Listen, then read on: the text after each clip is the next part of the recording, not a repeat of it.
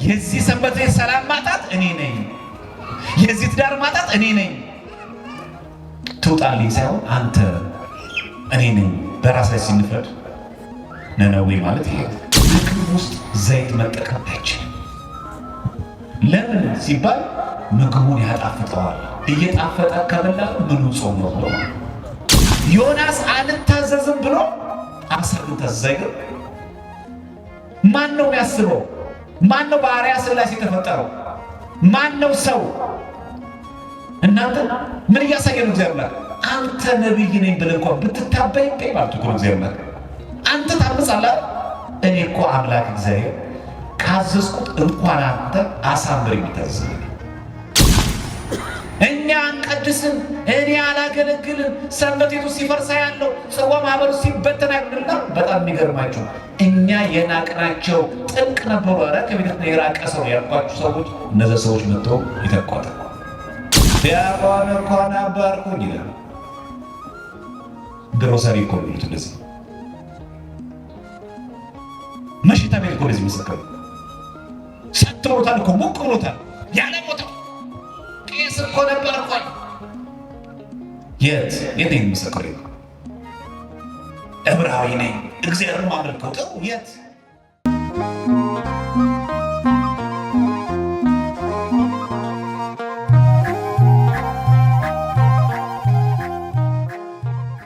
እዚህ ያለ በሚል ርዕስ እንማማራለን። የሉቃስ ወንጌል ምዕራፍ 11 ቁጥር 32 ላይ የነነዌ ሰዎች በፍርድ ከዚህ ትውልድ ጋር ተነስተው ይፈርዱበታል፣ በዮናስ ስብከት ንስሐ ገብተዋልና እነሆም ከዮናስ የሚበልጥ ከዚህ አለ ይላል። ስለ ቃሉ የአምላካችን እግዚአብሔር ስሙ ከአጽናፍ እስከ አጽናፍ የተመሰገነ ይሁን። ይህን የተናገረው መድኃኒታችን ኢየሱስ ክርስቶስ ነው። የተናገረው ደግሞ ዮናስ ከነበረ ከብዙ ዓመታት በኋላ በመዋዕለ ሥጋዌው ጊዜ ለአይሁድ፣ ለፈሪሳውያን፣ ለሰዱቃውያን ለሁሉ የነገራቸው ትምህርትም ማስጠንቀቂያ አዘልም መልእክት ነበር። እንደምናውቀው ነነዌ ጾም ከአብይ ጾም 14 ቀን ቀድሞ ይጀምራል። ይህ የሚታወቀው እንደዚህ ነነዌ ጾም በእኛም በሶሪያ፣ በግብፅ፣ በአርመን፣ በህንድ በእነዚህ አብያተ ክርስቲያናት ይጾማል። እንዲሁም ደግሞ በኦርቶዶክስ መለካውያን በግሪክም በነ ሩሲያ ማለት ነው፣ በነ ዩጎዝላቪያ በእነዚህ ሀገራትም ይጾማል። ስለዚህ ከአዋጅ አጽዋማት መካከል አንዱ ነው። ይህን ማወቅ አለ። ብዙዎቻችን ጾምን በተመለከተ በጣም ስናስብ ኢትዮጵያ ውስጥ እኮ በጣም አብዛኛው በጣም ጾም ነው እንናገራለን እንጂ እኛ አሁን የአዋጅ አጽዋማት 7 ነው ያሉ። የአርመን ሐዋርያት ቤተክርስቲያን 9 አጽዋማት ነው ያሉት። እንደኛ ኦሪየንታል ናት የአርመን ኦርቶዶክስ ተዋሕዶ ቤተክርስቲያን። እኛ የምንጾመው 7 አጽዋማት ናቸው የአዋጅ የሚባሉት ማለት ነው። እነሱ ግን 9 አላቸው። ያውም ደግሞ እሌኒ መስቀሉን ያገኘችበት የመስቀል ወር ይጾሙታል። 5 ቀን ከመስቀል በዓል በፊት ይጾማል። እኛ የመስቀል በዓል ጾም የለም። ደመራ እናከብራለን በ16 40 ቀን ሮብ ዓርብ ካልዋለ እንፈስጋለን። ጾም የለም ሲጀመር የመስቀሉ ተብሎ። አርመኖች ግን ዘ ኤግዛልቴሽን ኦፍ ዘ ሆሊ ክሮስ መስቀሉ የተገለጠበት ቀን ነው ብለው 5 ቀን ጾማል። በዛ ላይ ጾማቸው ላይ ይሄ ቅቤ ስጋ ተውት፣ የአሳኛ የምንከራከርበት ተው፣ ምግብ ውስጥ ዘይት መጠቀም አይችልም። ለምን ሲባል ምግቡን ያጣፍጠዋል። እየጣፈጠ ከበላ ምኑ ጾም ነው ብሎ እኛ የት ያለ ነው ሀሳብ ደማል ይሄ አሁን ደግሞ ብሶብን ደግሞ ጨራሽ ቄሶቹ በልተው ከጠገቡ በኋላ እኛን ጾሙ እያሉ ነው ያሉ። እኛ እኮ ያልታወርንበት እኮ ነገር የለም። በጾመ ሕማማት ሕማማት ላይ አብይ ጾም ሲጾም በሶሪያ ያዕቆብ የምትባለው በሶሪያ ኦርቶዶክስ እነዚያው የምነግራችሁ አሃት ናቸው። በሶሪያ ሐዋርያት ቤተክርስቲያን ያዕቆባዊት ቤተክርስቲያን ውስጥ በእነዚህ በአጽዋማት አብይ ጾም ውስጥ ዋይፋይ መጠቀም ዳታ መጠቀም አይቻልም። ለምን ሙቪዝ እያየ ቪዲዮ እያየ ፊልም እያየ ረሃቡን ትረሳዋለህ። እኛ የት ያለው አሳ ደግሞ እኮ እናጣቅሳለን። ደግሞ የሚገርመው በጣም የሚገርመው ደግሞ ከዚህም ብሰን ደግሞ እንደ ኢትዮጵያ ግን በጣም ወግ የሚጠቅበታለን፣ እንደኛ ስርዓት የሚጠቅበታለን። እኛ ግን ስርዓት እና እግዚአብሔር አምላክ ለሁላችን ማስተዋጠሩን ያድለን። አሁን የምንማማረው ከሰባቱ አጽዋማት አንዱ ጾም የሆነው ጾመ ነነዌ የነነዌ ሰዎች ታሪክ በተለያየ ጊዜ ነገር ከነገ ወዲያ ባሉ በሶስት ቀናቶች በደንብ ስለሚነገር ዛሬ እኛ የምንማማረው ከዮናስ የሚበልጥ ከዚህ ያህል ያለው ጌታችን አምላካችን መድኃኒታችን ኢየሱስ ክርስቶስ ከዮናስ የሚበልጥ አምላከ ዮናስ ፈጣሪያችን ሆኖ ምን መሰክርበት ትምህርት ይሁንና ከጾመ ነነዌ አሁን የሶስት ቀን ጾም ምንድን ነው የምንማረው? አንደኛ እግዚአብሔር ሲያሰማራ በተለያዩ ምክንያቶች ብዙዎቻችን እንሸፍታለን። ለዓለማዊ መንገድ የተመረጠ ሰው ግና ወዴት እንሄዳለን? ወዴት ነው የምንኮበልለው? ጥፋቱን ይብሰዋል። ዛሬም የእኛ ልብ ኮብልለዋል፣ ሸፍቷል ልባችን። ከእግዚአብሔር ፊት ለመኮብለል ገንዘብ ከፍሎ ቢሳፈር ገንዘቡ መርከቡ ማለዳ። ዛሬ በጣም የጠፋን ሰዎች የኮብለልን ሰዎች የለም። ከቄስ ከዲያቆን ከሰንበት ተማሪ ከጽዋ ማህበር ከአገልጋዮች የሸፈቱ ሰዎች የለም። በአካል እንኳን እንገኘው ነው ቤተክርስቲያን፣ ግን ልባችን ሸፍቷል። አንዳንዶቻችን መሀል ቤት ያለናል። ወደዛ ሄድ እንዴ ክር በጥስ እንዴ እንዴት ነው እያለ ግራ ይገባል። ትንቢተ ዮናስ ምዕራፍ 1:2 ላይ ተነስተህ አለ እግዚአብሔር፣ ተነስተህ ወደዚያች ወደ ታላቂቱ ከተማ ወደ ነነዌ ሂድ፣ ክፋታቸው ወደፊት ወጥቷልና በእርሷ ላይ ስበክ አለ። የጠራው እግዚአብሔር ነው ስበክ ያለ። ዮናስ ግን ይላል ከእግዚአብሔር ፊት ወደ ተርሴስ ይኮበልል ዘንድ ተነሳ፣ ወደ ዮጴም ወረደ። ወደ ተርሴስ የምታልፍ መርከብ አገኘ። ከእግዚአብሔር ፊት ኮብልሎ ከእነርሱ ጋር ወደ ተርሴስ ይሄድ ዘንድ ዋጋ ሰጥቶ ወደ እርሷ ገባ። ብር ከፍሎ ምን ብሎ አሰበ? እግዚአብሔር እኮ እኔን ስበክ የሚለኝ በፊቱ ስላየኝ ነው። ትንሽ ካጠገብ እኮ ራቅ ማንን ያዘበቅ ይተወኛል። ከእግዚአብሔር የተሸሻለ ክርስቲያኖች ባለስልጣን ቢኮን ሀገርን ቅል ይባል አሳይለም ጠይቅ የአሜሪካ መንግስት የአውሮፓ መንግስት ድረስ ይሰጣል። በፖለቲካ ጊዜ ይሰጣል። ከዚያ ወዴት የሚሰሩት ይቻላል። ሰው ከአንድ ሀገር ወደ አንድ ሀገር በፖለቲካ በተለያዩ ችግር ጋር ተሰዶ ይወጣል። ጥገኝነትም ይጠይቃል። ከእግዚአብሔር ሸሽተን ማን ነው ጥገኝነት የሚሰጠው?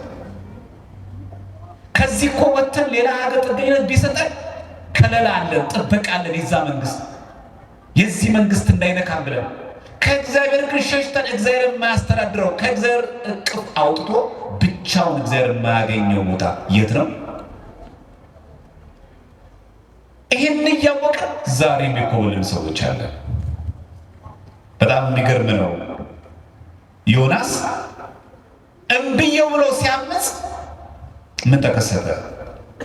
መርከቧ ተናውጣ፣ ታሪኩ ስለምታውቁት ማዕበሉ ተነስቶ ዮናስን ጣሉት። ምን ተከሰተ? እግዚአብሔር ዮናስን የሚውጥ ታላቅ አሳ አሰናዳ። ዮናስም 3 ቀንና 3 ሌሊት በአሳ ሆድ ውስጥ ነበር ይላል የዮናስ ትንቢተ ዮናስ ምዕራፍ 1:7። በጣም የሚገርማችሁ ዮናስ ማለት የዋህ ርግብ። ዮናስ አልታዘዝም ብሎ አሳን ታዘዘ። ማን ነው የሚያስበው? ማን ነው በአርአያ ሥላሴ የተፈጠረው? ማን ነው ሰው? እናንተ ምን እያሳየ ነው? እግዚአብሔር አንተ ነብይ ነኝ ብለህ እንኳን ብትታበይ ማለት እኮ ነው። እግዚአብሔር አንተ ታምጻለህ። እኔ እኮ አምላክ እግዚአብሔር ካዘዝኩት እንኳን አንተ አሳምር የሚታዘዝ በባህር በጥልቅ ያለው በአርአያ ሥላሴ ያልተፈጠረው ያ አሳ ዮናስን ሲባል እምብየው ብሎ አልሸሸም። አይ ወደ ጥልቅ በደንብ ግባል ለማሳመር እሺ አለ። ማን አዞታልና እግዚአብሔር አዞታ። ዮናስ እምቢ ሲል እግዚአብሔር እኮ የተናገረ ነው። አሳ እሺ አለ። እኛ አንቀድስም፣ እኔ አላገለግልም፣ ሰንበቴቱ ሲፈርሳ ያለው ጽዋ ማህበሩ ሲበተን ያሉና በጣም የሚገርማቸው እኛ የናቅናቸው ጥልቅ ነበሩ። ኧረ ከቤተ የራቀ ሰው ያልኳችሁ ሰዎች እነዚያ ሰዎች መጥተው ይተኳታል። እንዳትሳሳቱ። ዮናስን ሲፈልገው ዮናስ ሲሸሽ ከዮናስ ይልቅ አሳ ታዘዘ። በማን ነበር የሚያምረው? በማን ነበር የሚያምረው? በዮናስ። ዘለውላችን ማስተዋወቅ ያደላል። አያችሁ እኛ በነገራችን ላይ ስናምጽበት ይብሳል። ለዛም ነው እኮ በሐዲስ ኪዳን ላይ ጌታ ሆይ ማን ነህ አለው። ሳውል እኮ ነው ጌታችን ኢየሱስ ክርስቶስ። እርሱም አለው አንተ የምታሳደኝ የናዝሬቱ ኢየሱስ ሊጋረባ የመውጊያውን ብረት ብትቃወም ለአንተ ይብስብሃል። እየጠራው ነው፣ እያሳደድከኝ ነው። አሁን ይህን ጥሪ ተቀብለ የኔ ሐዋርያ ደቀ መዝሙር እኮ እሰየው ትጠቀማለህ። እምቢ ካልክ ግን ይብስብሃል። ዕብራውያን 12:25 ላይ ለሚናገረው እምቢ እንዳትሉ ተጠንቀቁ ይላል።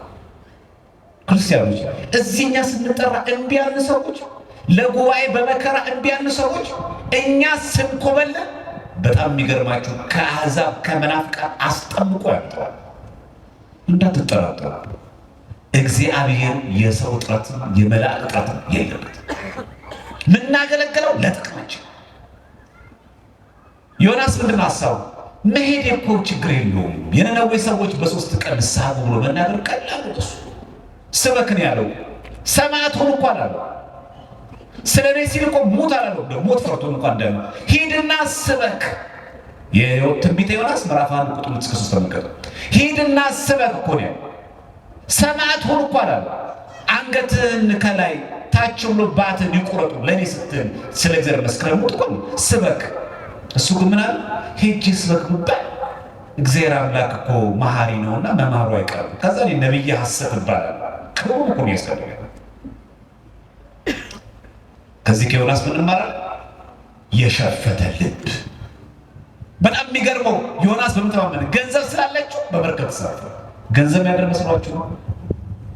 ገንዘብ ተገን አድርገን ግሮሰሪ ስለገባን ከእግዚአብሔር እናመጣለን። ገንዘብ ተገን አድርገን ወደ መናፍቃን አዳራሽ ስለገባን እናመጣለን። ሰላም እኮ የለም። ለምን ይመስላችኋል? ከቤተ ክርስቲያን የወጡ ሰዎች በተለያየ ችግር ምክንያት በተለያየ በራሳቸው ምክንያት ከወጡ በኋላ የሚያንገበግባቸው ለምን ይመስላችኋል? ኮለላ ልብ፣ እረፍት የለማ። እግዚአብሔር ለሁላችን ሰላም ይስጠው። በጣም ከባድ። ሁለተኛ በእኛ ኃጢአት መርከብ ቤተ ክርስቲያን፣ መርከብ ትዳር፣ መርከብ ሀገር ትናወጣለች። ብር ከፍሎ ገባ ወደ መርከቡ። ምን ተከሰተ? እግዚአብሔርም ይላል በባህሩ ላይ ታላቅ ነፋስ አመጣ። ማን ያመጣው? እግዚአብሔር። ከዛስ በባህርም ላይ ታላቅ ማዕበል ሆነ፣ መርከቢቱ ልትሰበር ቀረበች ይላል ትንቢተ ዮናስ ምዕራፍ 1 ቁጥር 4። መርከቡ ማን የተናገረችው? በዮናስ። ቤተ ክርስቲያን አሁን እየተናገረች ያለችው ማለት ነው በእኛ በዮናስ። መርከብ የተባለች ቤተ ክርስቲያን ናት። መርከብ የተባለ ትዳር ነው። ትዳሩ የሚያናውጠው ማለት ነው። አንቺ አትበል አንተ ነህ፣ እሱ አትበይ አንቺ ነሽ። መርከቡ እኮ እየተናወጠ ያመጣው ዘር ነው። ማዕበሉ ያናውጠዋል። ትዳሩ ሰላም አይደለም። ሀገሪቷ እንዳትረጋጋ፣ ቤተክርስቲያን እንዳትረጋጋ ያደርጋል። የዚህ የመርከቧ መናወጥ ምንጩ እሱ ነው። አገልጋዩ ዮናስ እንደዚህ ያስፈጣቃለች። እኔ እኮ ነኝ የዚህ ትዳር ምንጭ ቢባል ነው ትዳር ይፈርስ ነበር። እኔ እኮ ነኝ የዚህ ቤተክርስቲያን ችግር። እኛ እኮ ጠቋሚ ነን። ሲኖዶሱ፣ ጳጳሳቱ፣ ስብከተ ወንጌሉ፣ ሰባኪ እኔ የሚል ሰው ይሄን ጾም ስንጾም ይሄን እያሰበች እኔ ነኝ የቤተክርስቲያን ችግር። እኔ ነኝ ትዳሬን እየበጠበጥኩ ያለሁት። አልረጋጋ እንዲል ያደረኩት እኔ ነኝ። ለሀገር ሰላም ጠንቅ የሆንኩት እኔ ነኝ። እኔ እኮ ቅዱስ መሆን እኔ እኮ በእግዚአብሔር ትእዛዝ ብጓዝ እንደዚህ አሁን ነበረ። እኔ ነኝ የሚል ሰው። የቤተክርስቲያናችን መርህ ምንድን ነው? በሃይማኖት ብትኖሩ ማን መርምሩ ቢለው ራሳችሁ መርምሩ። እኔ ነኝ እስቲ እንበል። እንዲህ ካለ ትዳሩ እኮ ችግሩ እኮ ይቀርፋል። የተጠቋቋሙ እኮ ነው ችግር የፈጠረው።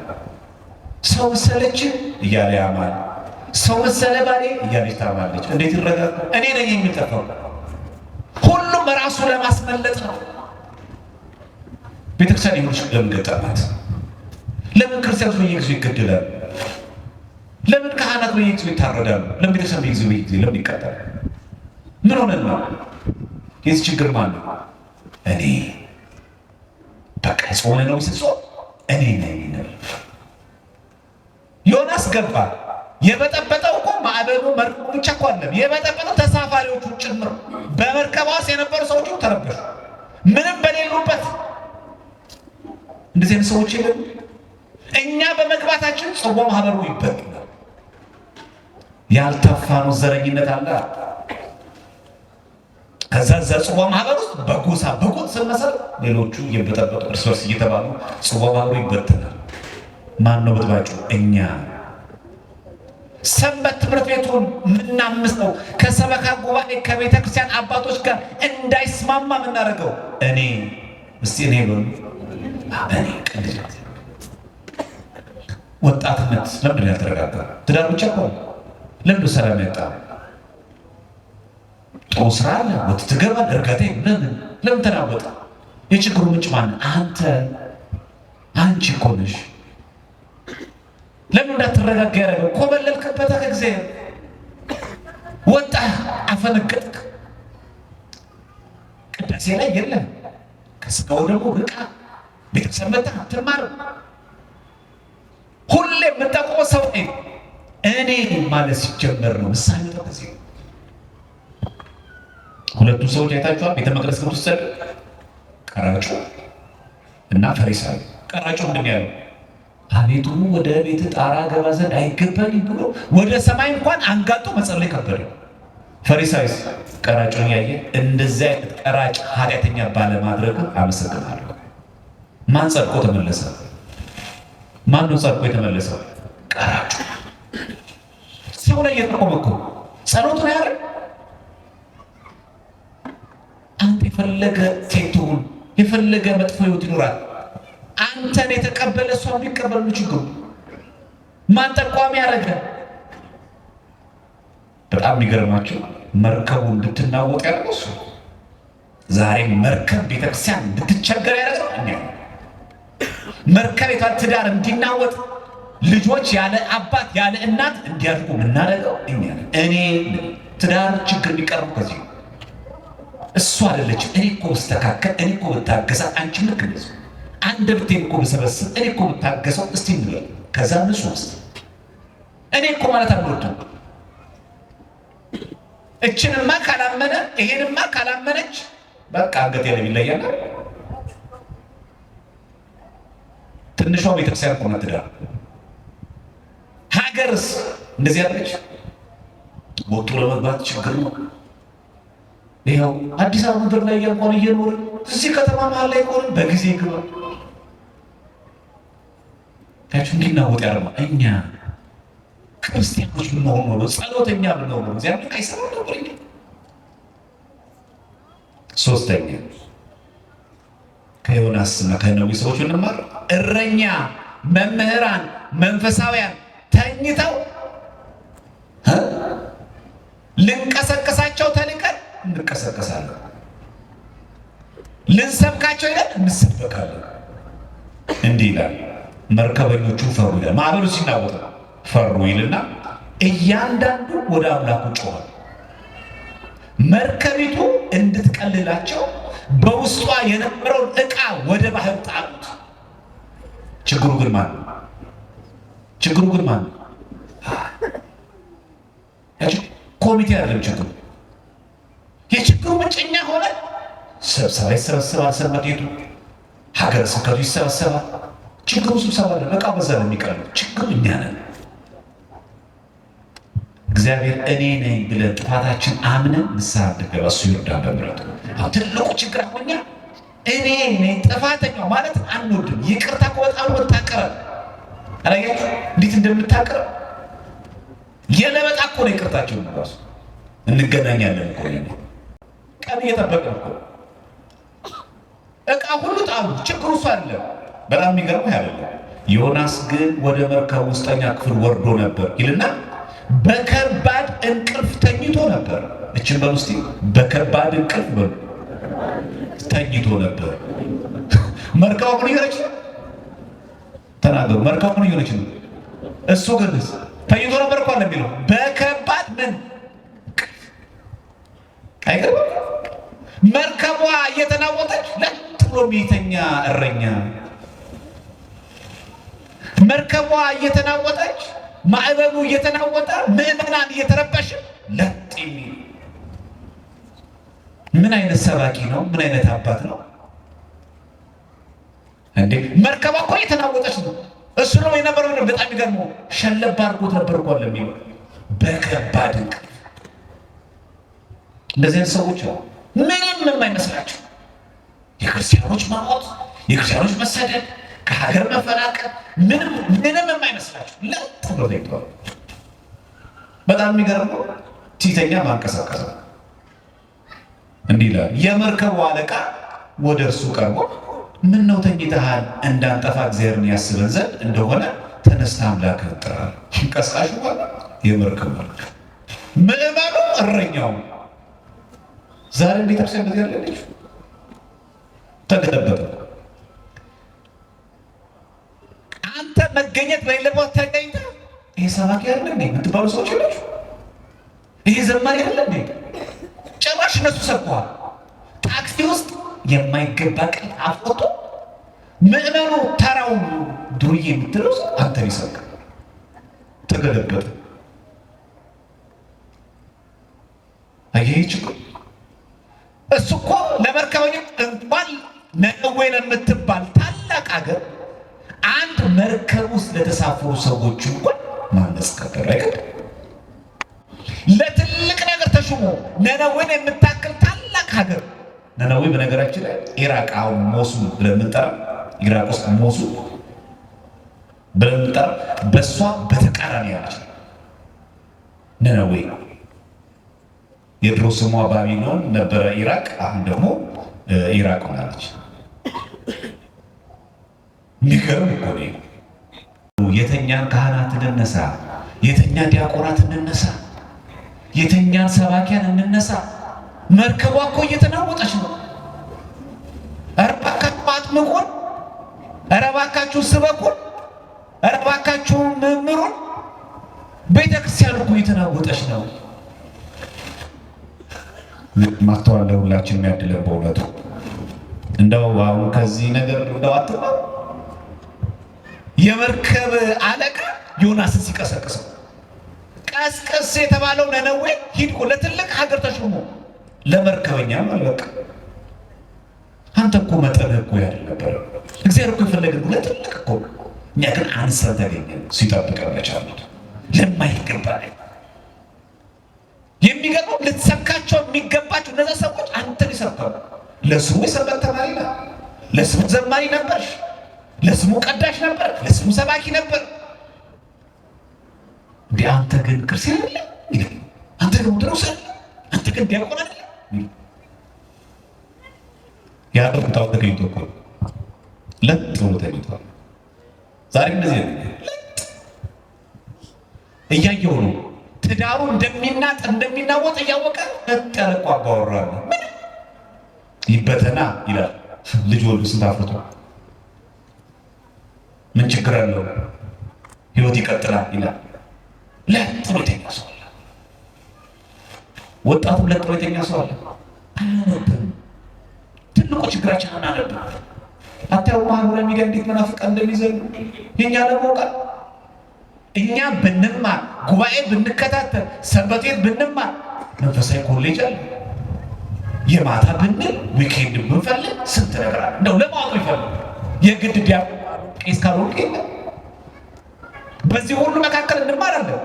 ትምህርቱን እኛ አንፈልገው ያቀረናል።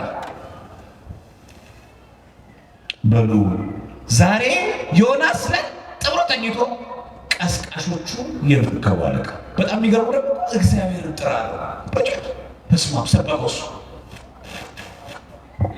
እንዴት ያሳፍራል! ክርስቲያኖች እንዴት ነው የሚያሳዝነው! ዛሬ እኛ እንደዚህ መሆን ነበረብን? ክርስቲያኖች ነነዌን ስናስብ ይሄን ማሰብ አለብን። አራተኛ ማናችሁ ብንባል እኛንን የማንል ቦታ ላይ አንገኝ። አሁን ዮናስ ቦታው አልነበረ። ጠየቁት።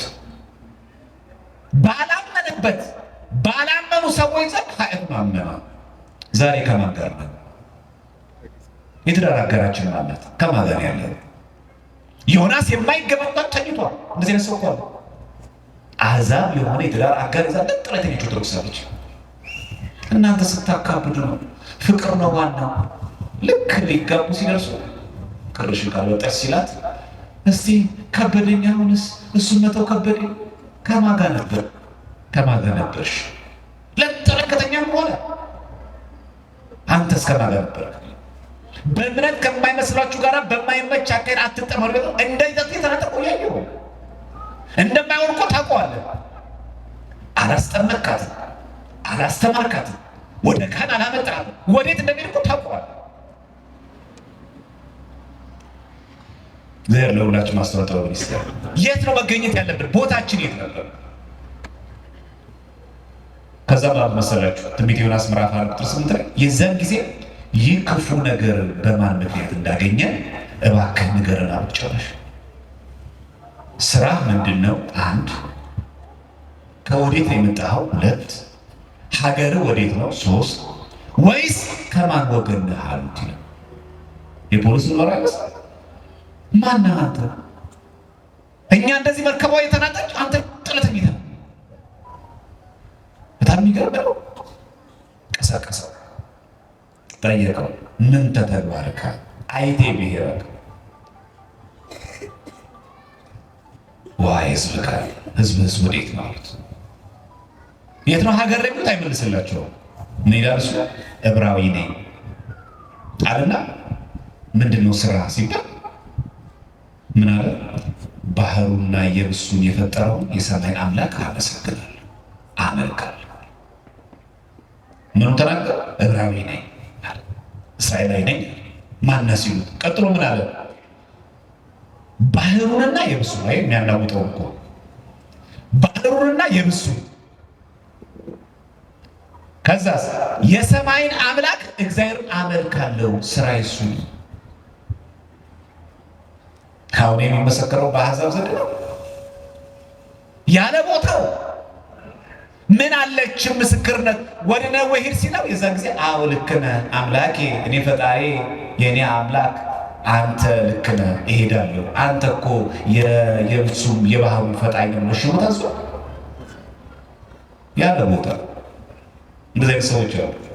ጥንብር ብሎ ሰክረው ዲያቆን እኮ ነበርኩኝ ይላል። ግሮሰሪ እኮ የሚሉት እንደዚህ መሽታ ቤት እኮ እንደዚህ መሰከሩ ሰጥተውታል እኮ ሞቅ ብሎታል። ያለ ቦታ ቄስ እኮ ነበር እኮ የት ነኝ መሰከሩ? ዕብራዊ ነኝ እግዚአብሔርን ማመልከው ጥሩ የት? ስለዚህ ለምን ሆነ? እግዚአብሔር የምታመልክ ከሆነ ለምን እንደዚህ ሆነ?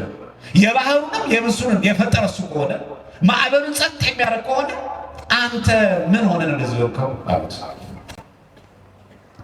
በጣም የሚገርመው መርከበኞቹ ጸሎት ልመና አቀረቡ እንጂ አልፈረዱበትም። አይገርም? ለካ ባንተ ነዋ ዋናው። ድሮም እኮ እኔ መምህር ይመቸኝ ማለት ነው። እኛ ብንሆን በዘመን እንዴት እንደምናደርጋቸው የንስሐ አባቶቻችን። እኔ ድሮ ቄስ አይመቸኝ ይላል። እኛ እንደዚህ ብናደርግ ቄስ እንደዚህ ሆኖ እኛ ጻድቅ ሆነ። ኧረ በስመ አብ። መጀመሪያ በተኙበት አንድ ፎቶ ብድቅ ናሳ ምስክርነት ነው ለሚዲያ ለቲክቶክ ብድቅ እናደርግ። ተመልከቱ ቤተክርስቲያን እንደዚህ ሆነ ለጥሩ የሚተኙ ቄሶች እንኳንም በዚህ ዘመን አሁን ሲጠብቃል ምን አረጉ እነሱ? እርሱም ይላል በጣም የሚገርመው እኔ ነኝ ጥፋተኛው ከእግዚአብሔር ኮብልዬ ነው የመጣሁት አለ። ዕብራዊ ነኝ የማመልከው የብሱንም ባህሩን የፈጠረው እግዚአብሔርን አመልካለሁ ብሎ ከመሰከረ በኋላ ምን አሉ እነሱ? አካንተን አሉት። እርሱም ይላል ይህ ታላቅ ማዕበል በእኔ ምክንያት እንዳገኛችሁ አውቃለሁ፣ መሰከረ አውቃለሁ። አንስታችሁ ወደ ባህር ጣሉ፣ ባህሩ ጸጥ ይላችኋል።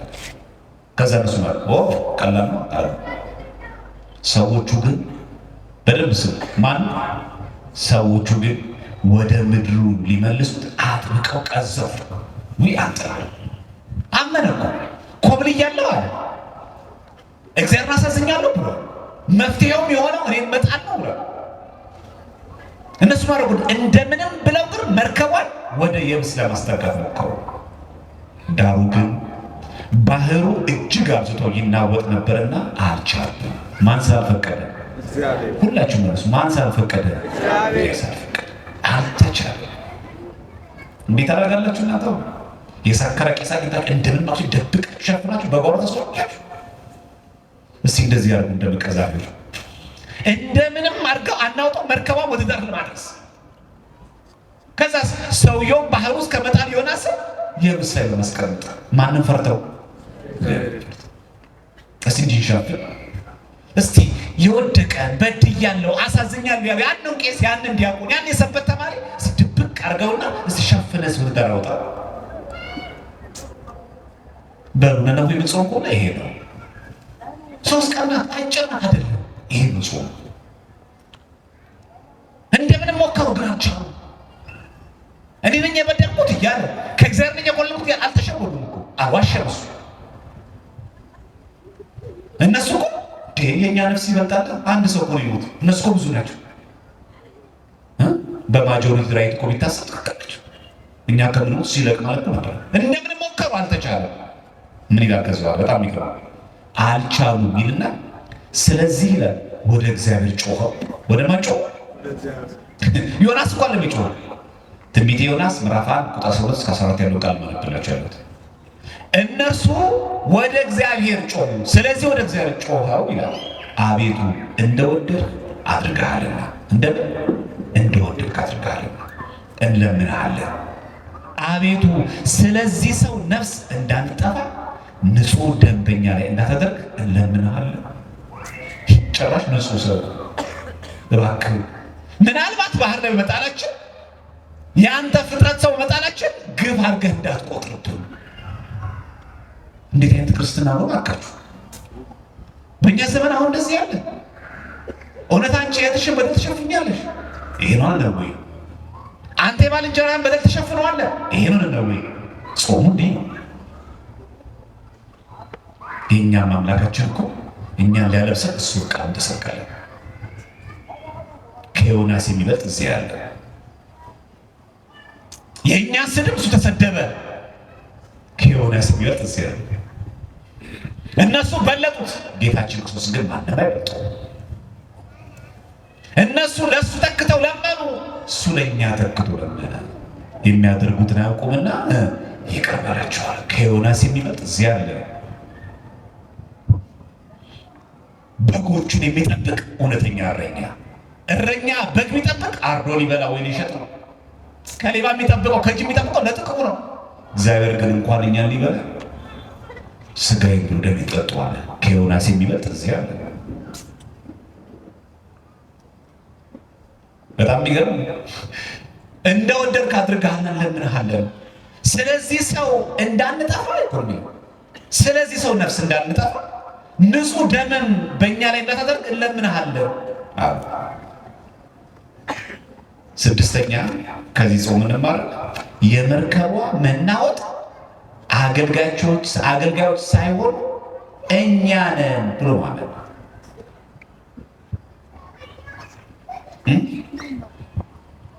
ዮናስ ለሰይ ምስክሮታስ እኔ ነኝ አደሰ እኔን በጥሎ ይስተካከላል።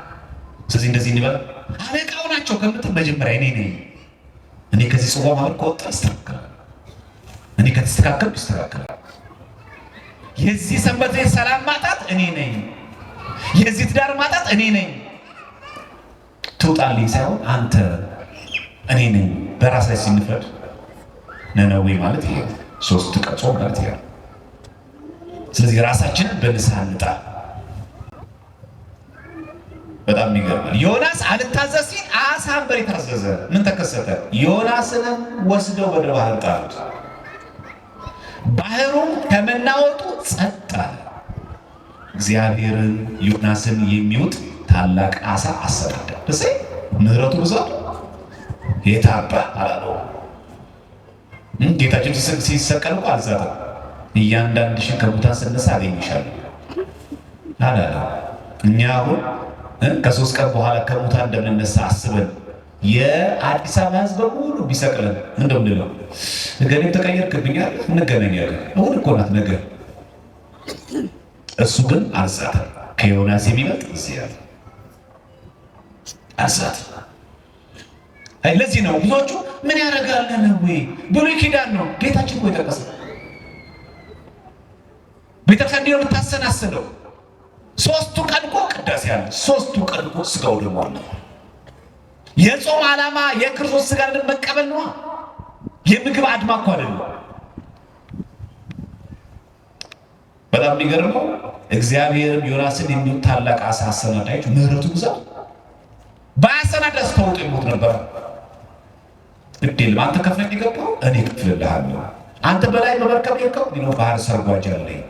አይ ጊዜ ባውሎ በውጭ መካከል ምን አለው እሱ መንገድ አለ። ይሄ ደለቀ አንተ ከፍለሃል እኔ በነፃ።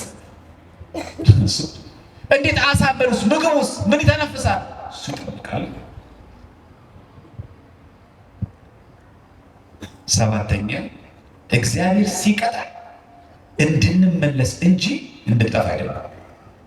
ራስን ማጥፋት ኃጢአት። ዮናስን ቀጣ። ምን አደረገው? ዮናስን በአሳ ሆድ ውስጥ ሆኖ ወደ አምላክ ወደ እግዚአብሔር ጸለየ። ደስ አሁን ገባው።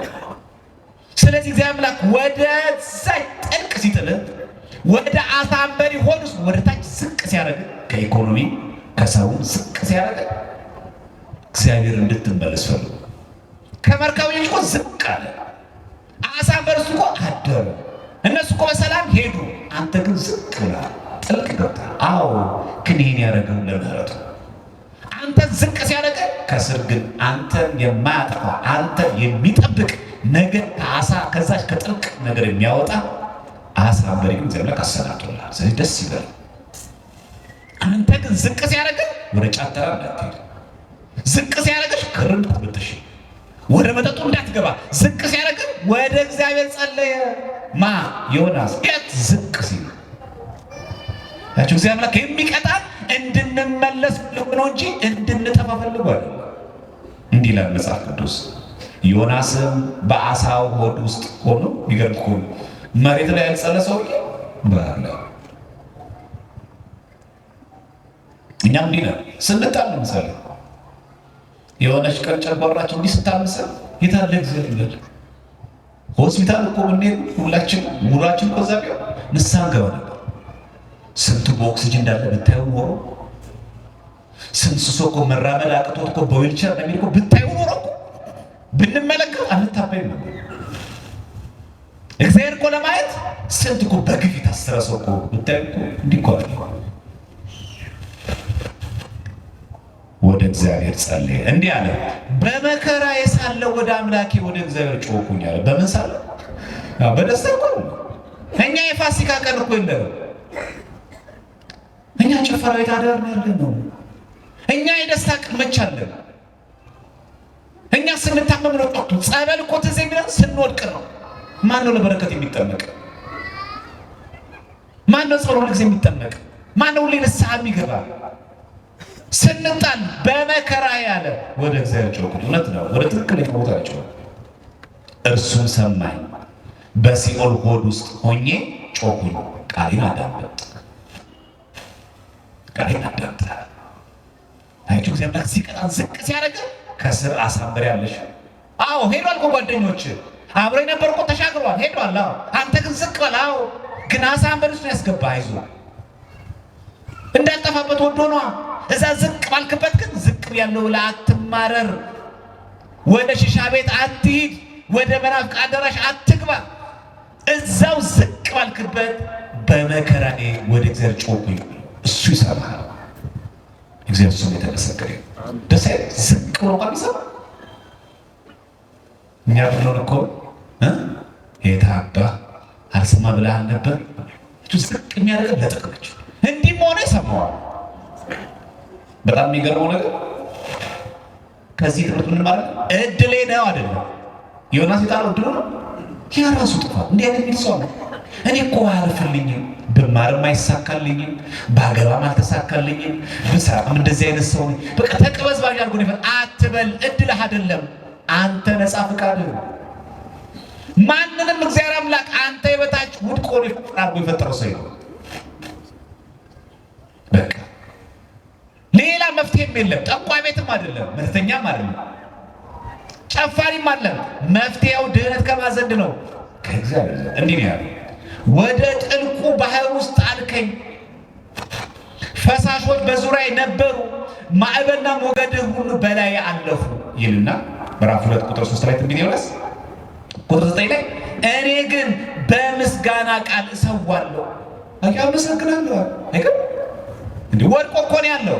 አሳ አንበሪ ውስጥ እኮ ነው ያለው። አታይም አላለም። ምን አለ ትንሽ ሊጥሉ ሲል ወደ ባህሩ ብድግ አድርገህ በነፋስ አትወረውረው ይሆን አላለም። ታች ሆኖ አመሰገነ።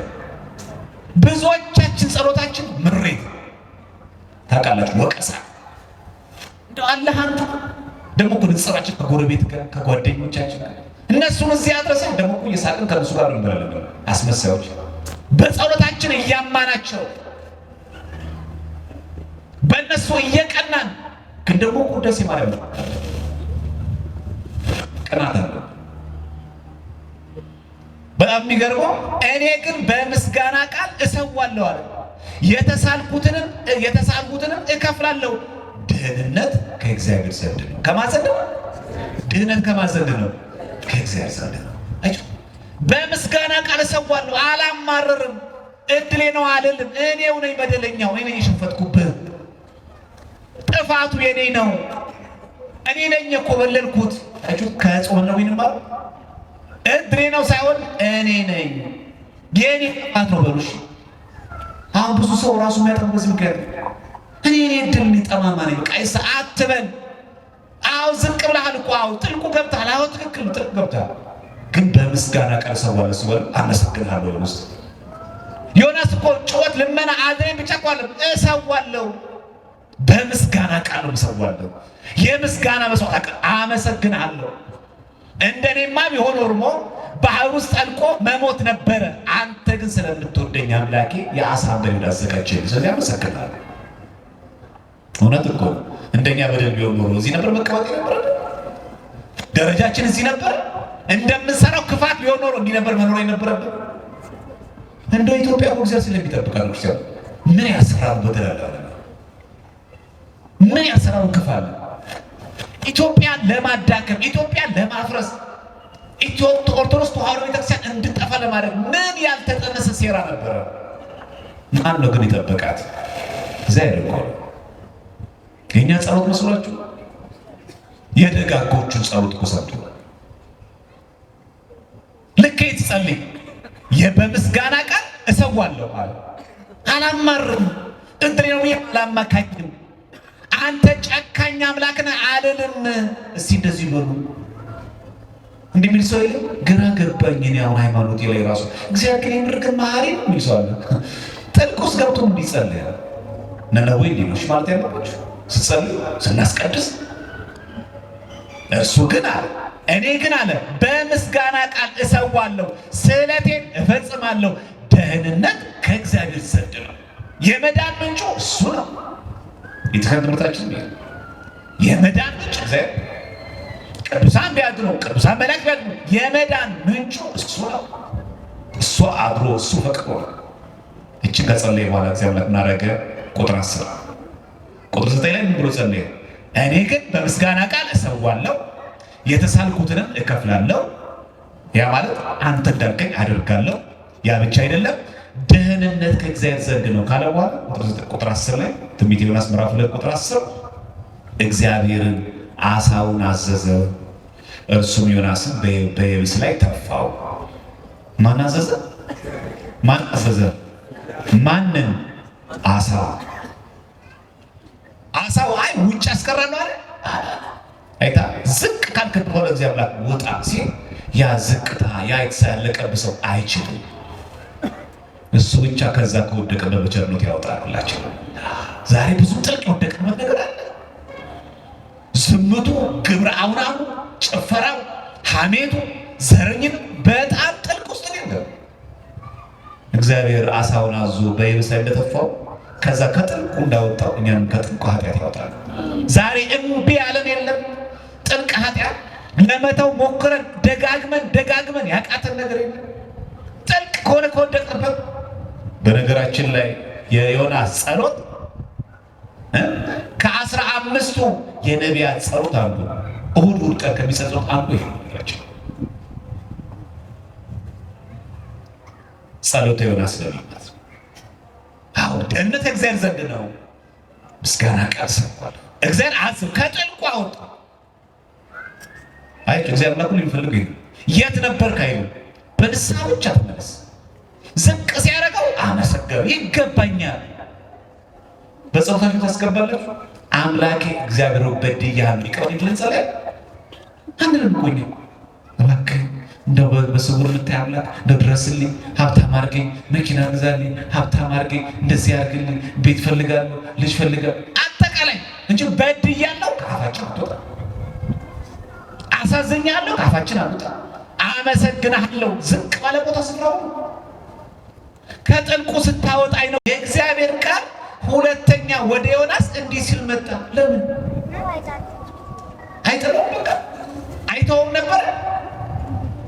በሉ ዳግመኛ እየመጣ ነው። ክርስቲያኖች የዛሬ ዓመት ነነዌ ሰዎች የጾማችሁ ሰዎች አላችሁ። ዛሬ ግን የሌሉ ሰዎች የሉ፣ የሞቱ ሰዎች የሉ። ለምን እኛ እንጾም ፈቀደ? ዳግመኛ መጣ እግዚአብሔር። ይህን እግዚአብሔር ደስ ብሎ እግዚአብሔር በእልልታና መስገን ውስጥ ለጾም ስላደረሰ ስንተኛ ጊዜ መጣ ይላል የእግዚአብሔር ቃል? ሁለተኛ ጊዜ መጣ። የዛሬ ዓመት እኮ ካንተ ጋር የነበሩ ሰዎች ነበሩ፣ ካንቺ ጋር የነበሩ ሰዎች ዛሬ ያለ ቆረኛው ዛሬ ሞተው። አንተ ግን ይሄን ነነዌን ጾም ለዚህ ዓመት አደረሰ። አይገርም? እንደ ጥፋት እኮ ጠፍተህ መቅረት ነበረብህ። ብዙ ሰዎች አሉ። አንተ ስለሞት አይቀር ቅዳሴው፣ ጉባኤው አይታወቅ። አንቺ ስለመጣሽ አይቀር፣ ስለቀረሽ አይቀር። የእግዚአብሔር ልጅ ሁለተኛ ጊዜ መጣ።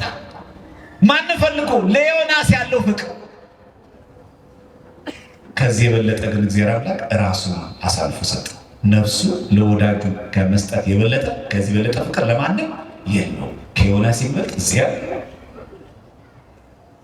እኔ ልሙት የሚል አምላክ አለ። የሚሰዋልን አምላክ አለ። የሞተን አምላክ አለ። ዳግመኛ ፈለገው አይደል? በቃ ፈልጌ ነበረ። እኔ የፈለኩት ልክህን ላስገባ ነበር አለ። በባህር ላይ ያናወጥኩት የአሳን በር የሚያዘጋጅ ልክህን ለማስገባት ነበር። ይሄን ካመንክ ደህና ሁን፣ ነቢይ ይፈልጋሉ አላለ። ዳግመኛ የእግዚአብሔር ቃል ወደ ማን መጣ? ወደ ዮናስ። አያችሁ፣ እንደበደልነው እያወቀ እንዳመጽንበት እያወቀ በንስሐ ስንመለስ ዳግመኛ ይፈልገናል። የዛሬ ዓመት እኮ በድለሃል። ለዚህ ዓመት እኮ የምንገባ ሰዎች እኮ አልነበርንም። ዳግመኛ ግን ፈለገን። አይገርም? ስንት ሰዎች እኮ አሉ ነነዌ አሁን መጾም ፈልገው መድኃኒት የሚወጡ ግን መጾማቸው ሰዎች አታውቋቸው።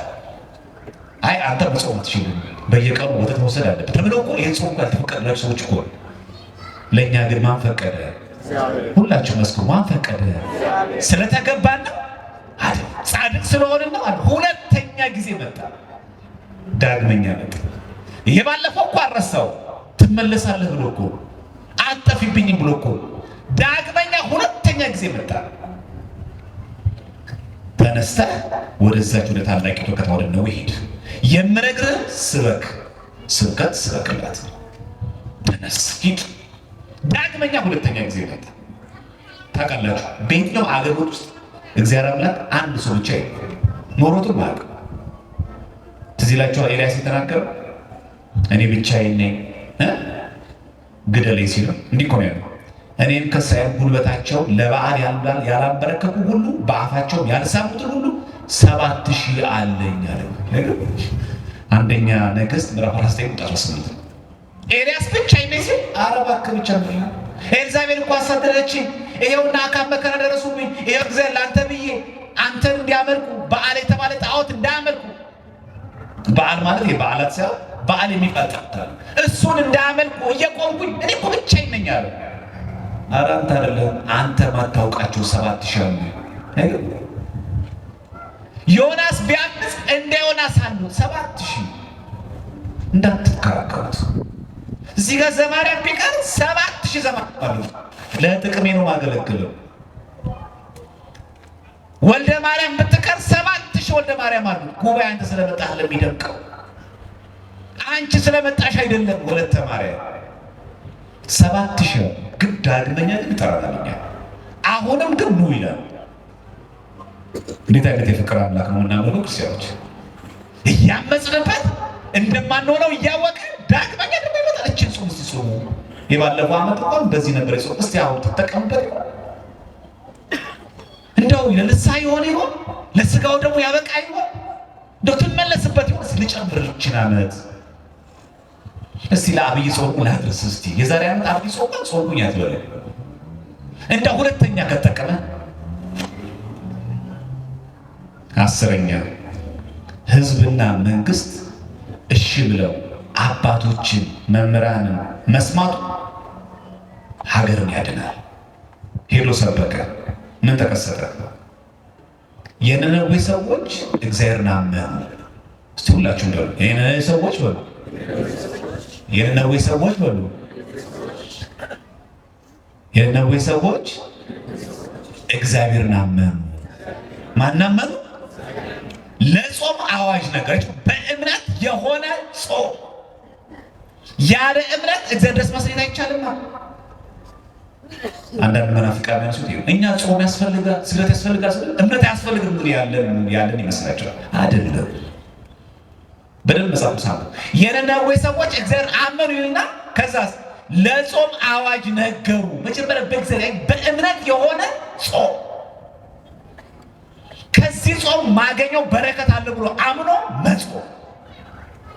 እኛ ቤተክርስቲያን እምነት ብቻ የሚትምህርት የለም። ኑፋቄ በእግዚአብሔር የታመነ ጾም፣ በእግዚአብሔር የታመነ ቅዳሴ፣ በእግዚአብሔር የታመነ ጸሎት፣ በእግዚአብሔር የታመነ ሱባኤ። ይሄ ያድናል። ያለ እምነት እግዚአብሔር ደስ ማሰኘት ስለማይችል ከዛስ ከታላቁ ጀምሮ እስከ ታናሹ ድረስ ማቅ ለበሱ። ወሬ ወደ ነነዌ ንጉሥ ደረሰ። ወደ ንጉሥ ወደ ሀገር መሪ ምን አረጋ? ይሄ የሃይማኖተኞች ነው ያለው። የሚገርም የሀገር መሪ ያላቸው። እርሱም ከዙፋኑ ተነስቶ ማን? ንጉሱ መጎናጸፊያውን አወለቀ፣ ማቅም ለበሰ፣ በአመድ ላይ ተቀመጠ። ማንም ሰምቶ? መምህራን ነቢዩን ሰምቶ። ሀገርም እንዲህ ናት። ሊቃነ ጳጳሳትን የምትሰማ ሀገር፣ አባቶችን የሚሰማ ሀገር በረከት ያወርዳል። ይኸው ንጉሱ ምን አገባኝ አላለም። አንተ የተላከው ከእግዚአብሔር ዘንድ ነው። ንስሐ ግቡ የተባልከው ለሕዝቡ ነው። እኔ ሀገር መሪ ነኝ። በምቹት ቦታ ነው ያለው። ጠጁን ጎነጫለሁ፣ ጮማውን ቆርጣለሁ። ምን አገባኝ አላለም። አመድ ላይ ተቀመጠ። እንዴት ደስ ይላል! መምህራንን የሚሰማ ሰባኪያን የሚሰማ አባቶችን የሚሰማ መሪ። በጣም የሚገርመው ሕዝቡና እኮ መሪ ብቻ ነው የሚጾመው። ትንቢተ ዮናስ ምዕራፍ 3 ቁጥር 7 ላይ አዋጅም አስነገረ። በነዌ ውስጥ የንጉሱና የመኳንንቱ ትእዛዝ አሳወጀ። እንዲህ ማለት ሰዎችና እንስሶች፣ ላሞችና በጎች አንዳችን አይቅመሱ፣ አይሰማሩ፣ ውሃም አይጠጡ። ጭራሽ እንስሳው ጾሙ። በነዌ ጾም እንስሳ ጠባያችንም ይጹም። ይህ 30 ሴት ጋር የሚያረግጥ እንስሳ ጠባይ እሱን ይጹማ። ዘም እዚህ የሚያስረግጠን የለም። አንዷ ላይ ማያቆመን እንስሳ ጠባይ እኮ አለብን። እንስሶችን እኮ ጾሙ። ብዙ እንስሳ ጠባይ የለብን። ከውሻ እንኳን የማስልበት ዘመን አይደለም ይሄ። ኧረ እሷ አግብቶ ላይ 5 ልጆች፣ ኧረ ሌላ ሚስትም አለው ተቀማጭ የሚባል ሰው የለም። ያው ቤተክርስቲያን ሰው ኧረ እሷ ፍቅረኛ አላት፣ ሌላ ጓደኛ ተሰፈር አላት የሚባል ሰው የለም።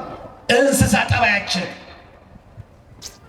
እስቲ ይሄ ቢጾም ንጉሱን ጾመ፣ ህዝቡን ጾመ፣ እንስሳትም ጭምር ጾሙ እኮ። እኛ መቼ ነው እንስሳ ጠባያችን ጾመው? ባልንጀራ የሚያስጠላ፣ ሰው የሚያስጠላ፣ ቤተሰብ የሚያስጠላ፣ ከጓደኛ የሚያርቅ እንስሳ ጠባያችን መቼ ጾሙ? 11ኛ ቅድመ ውሳኔ ሳይሆን በእግዚአብሔር ቸርነት ብሎ በራሳችን ነፃ ፍቃድ የተመሰረተ ድነት ያለኛል። እግዚአብሔር አምላክ ነነዌን ለማጥፋት አቅዶ ወስኖ አይደለም ያለው፣ የሚወሰነው በእኛ። አንዳንድ ሰዎች ብለዋል እግዚአብሔር የ40 ቀን ዕድሜ ነው አይደለም። ነነዌን ሊያጠፋት ካሰበ ለምን ዮናስን ይልከዋል? ማን ይከለክለዋል? ከልካ ያለው እግዚአብሔር አምላክ፣ ከሳሽ ያለው እግዚአብሔር አምላክ። ማንም ፈርቶ እግዚአብሔር ምን እናደርገዋለን ብሎ ይፈራል እግዚአብሔር አምላክ? እኛ ትጠፋለች ሳለ እኮ አላጠፋም። ለምን? ንስሐ ገባ። የሚወሰነው በእኛ ተግባር ነው። እሺ ብትሉ የምድረ ፍሬ ትበላላችሁ፣ እምቢ ብትሉ ሰፊ ይበላችሁ አይላል። እንዲህ ይላል መጽሐፍ ቅዱስ ትንቢተ ዮናስ ምዕራፍ 3:9 ላይ እኛ እንዳንጠፋ ንጉሡ እኮ ነው እኛ እንዳንጠፋ እግዚአብሔር ተመልሶ ይጸጸት እንደሆነ ምን ማለት ነው? እንደው ይራራልን እንደሆነ ማለት ነው። ከጽኑ ቁጣውም ይመለስ እንደሆነ ማን ያውቃል? እስኪ እንዲህ በሉት ኢትዮጵያ ሁላችሁ ሀገራችን እያያችሁት ነው። ኑሮ ውድነቱን እያየን ነው። ትዳሩን እያየነው ነው። ቤተክርስቲያን እያየናት ነው። ምኑ ጋር ጸጥ የሚል ሰላም ያለው? ምን ጥሩ ዜና እንሰማለን? አባቱን ገደለ ነው ዜና። ህፃናት ተደፈሩ ነው ዜና። ታክታ የተወሰደች ልጅ ሞተች ነው ዜና። ያለ ዜና ህፃናት የታገቱ ብር የጠየቅን አይደለ? ሰው የሞት አይደለ? ይሄ ሁሉ አይደለ? ምን አሉ? ምናልባት ንስሐ ከልባችን ንግባል። ምናልባት እግዚአብሔር በምሕረቱ ዓይኖቹ ይመለከት ይሆን አሉ። ሌላ መጽሐፍ ቅዱስ እግዚአብሔርን ከክፉ መንገዳቸው እንደተመለሱ ስራቸውን አየ። ምናቸውን አየ? ምናቸውን አየ? አየ ስራችን ነው ያደነን።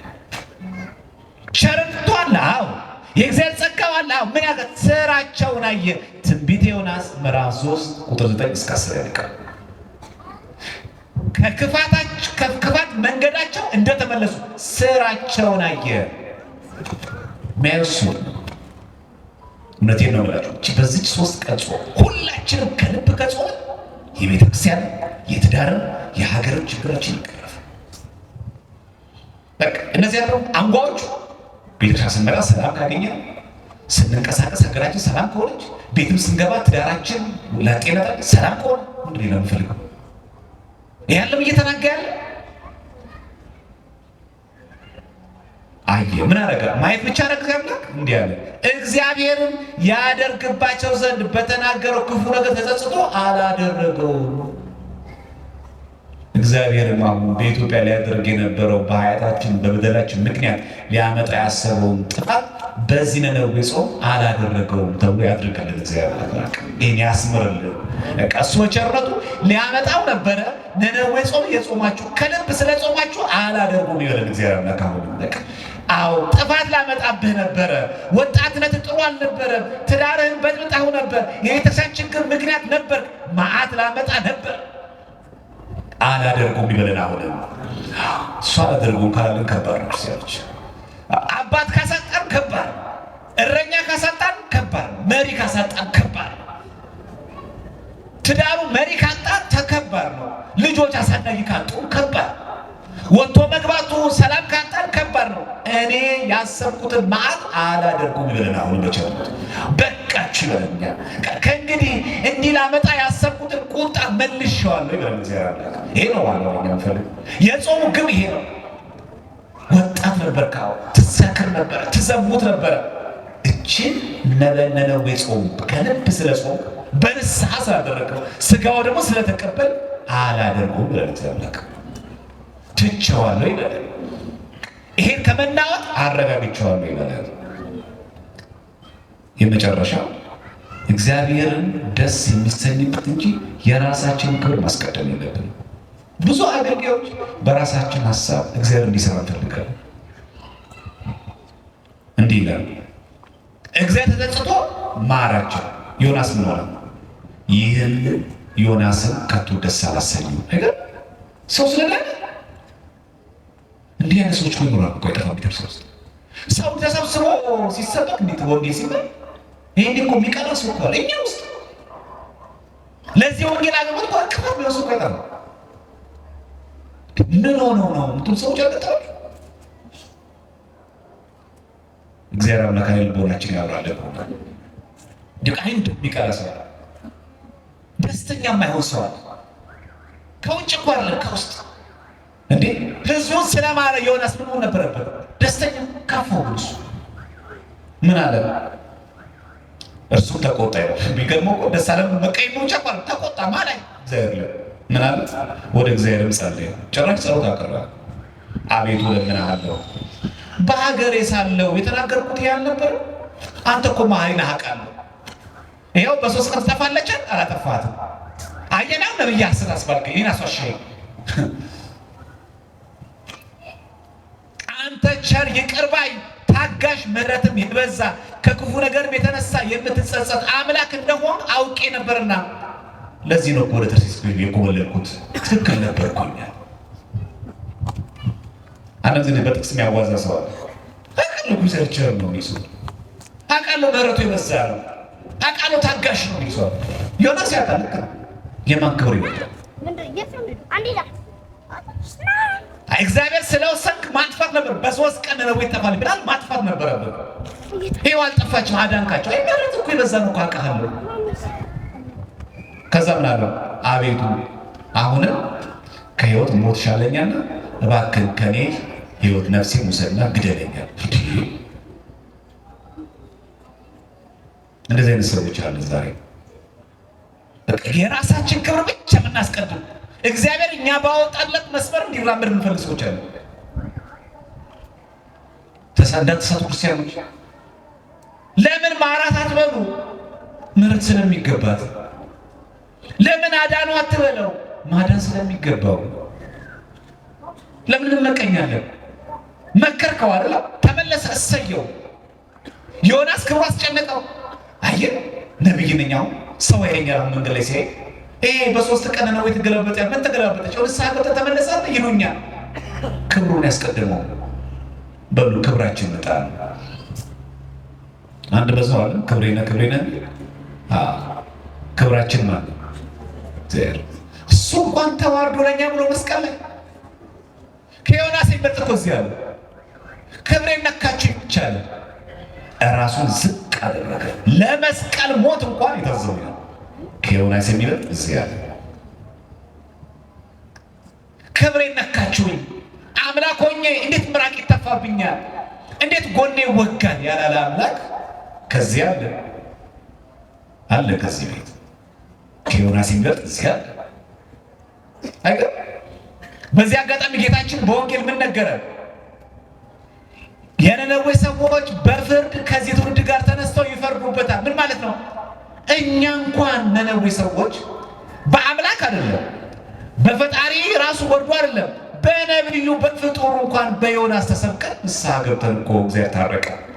እናንተ አይሁድ እናንተ ክርስቲያኖች ክርስቶስ በሥጋ ተገልጦ እንኳን ሰብኳችሁ አትሰሙም እንዴ ብለው እነሱኛ ላይ ይፈርዳሉ።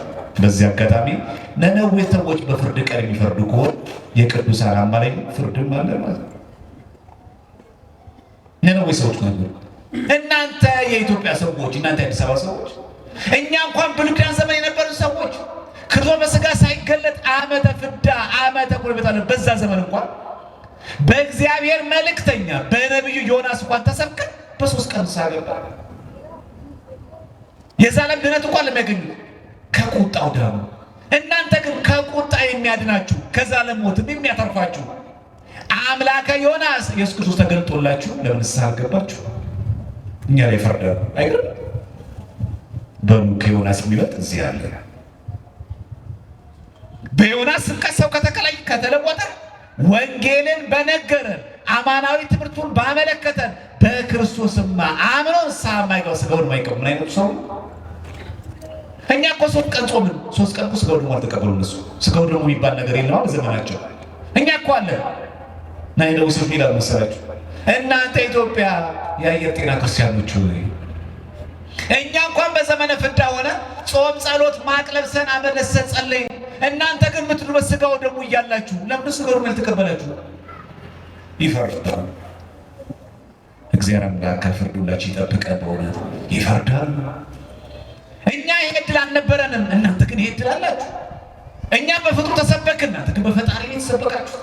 ወርዶ በከርሱ ተወልዶ ለእናንተ ሲል ተሰቅሎ ሞቶ እሱ እንኳን ነግሯችሁ አትመለሱ። ምን ሆናችሁ ነው? ያውም እኮ በአንድ ነቢይ ዮናስ አለ እኮ በብዙ ካህናት በብዙ መምህራን ትጠፋላችሁ ተብላችሁ እንኳን 3 ቀን እንኳን ስንት ቀን ሰጠን እግዚአብሔር ነገር ከፊት ለፊታችን አሁን ከ15 ቀን በኋላ አብይ ጾም ይገባል። ተሰቤትንበት እነሱ 3 ቀን ብቻ 3 ቀን በዚህ ቀነ ገደብ ውስጥ ካልገቡ ትጠፋላችሁ። እናንተ ግን ስንት ዓመት ሰጣችሁ? ስንት ዓመት ሆነ? ቤተክርስቲያን ማገልገል ከጀመርን ጉባኤ መካተል ከጀመርን ኦርቶዶክሳዊ ክርስቲያን ሆነን ቤተክርስቲያን ነፍስ አውቀን ከመጣ ስንት ዓመት ሆነ? እግዚአብሔር የሚወደው ስንት ጾም ጾመናል? ቂም የሌለበት ተንኮል የሌለበት ከልብ የሆነ ጾም፣ ቂም ያልቋጠረ ጾም፣ ተንኮል የሌለበት ጾም ስንቶች ጾምን? የነነዌ ሰዎች በፍርድ ቀን ተነስተው ይፈርዳሉ። እነሱ በዮናስ ስብከት አምነዋል። እናንተ ግን አይሁድ እኔ አምላከ ዮናስ አምላካችሁ ክርስቶስ ስነግራችሁ አልሰማላችሁ። በፍርድ ቀን ነነዌ ሰዎች ይፈርዱብናል። በሉ በዚህ ነነዌ ጾም ንስሐ ገብተን ሥጋው ደሙን እንቀበል። ካልተቀበልንስ ነነዌ ሰዎች ይፈርዱብናል። እናንተ በዮናስ ተሰብከን፣ በነቢዩ ተሰብከን፣ በፍጥሩ ተሰብከን ምን ሆናችሁ ነው ይህን ድግስ አልበላም ያላችሁት? ከዮናስ የሚበልጥ እዚህ ያለ የሁላችን መጨረሻ ያሳምርልን። ሁላችን እነ ማህተባችን ለክቡር ሞት ያብቃል። ከዮናስ የሚበልጥ እዚህ ያለ። ወስብሐት ለእግዚአብሔር።